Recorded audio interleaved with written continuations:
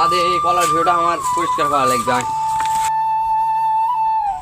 আর এই গাছের গোড়াটা আছে না, এটা ভালো করে সাফ করবো। এটাতে যেন কোনো রকম সমস্যা না হয়। এই গাছ কিন্তু ভালো গাছ, ঠিক আছে, 1 নাম্বার গাছ এটা।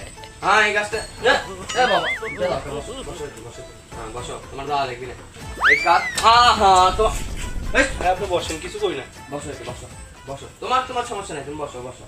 ঘটনা হচ্ছে যে এই গাছ ভালো করে সাফ করবো আর এটা এনে গর্ত করে দেবো যাতে আর হেগা না পায়। এই তুমি উঠে দাও, বসো। তুমি এটি প্রত্যেক দিনে আসো?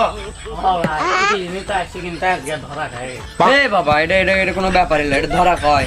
এটা তো আমার উপকার হচ্ছে, আমার এত বড় একটা কলার বাগান, এটি সার হচ্ছে আমার, বুঝলি?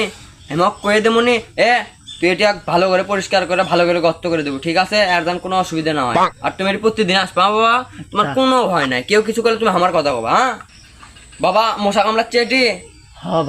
1-2টা কয়েল হলে এসে দিস তো। আর তুই আমার সাথে চ, বাগানটা তোকে আমি ঘুরে দেখাই। তুমি থাকো। হ্যাঁ বাবা, হ্যাঁ বাবা, তাহলে তুমি এটি হাগো, আমি তাহলে অকলে পুরো বাগানটা ঘুরে দেখে নিয়ে আসি। হ্যাঁ, তোমার কোনো কষ্ট করা লাগবে না, তুমি থাকো।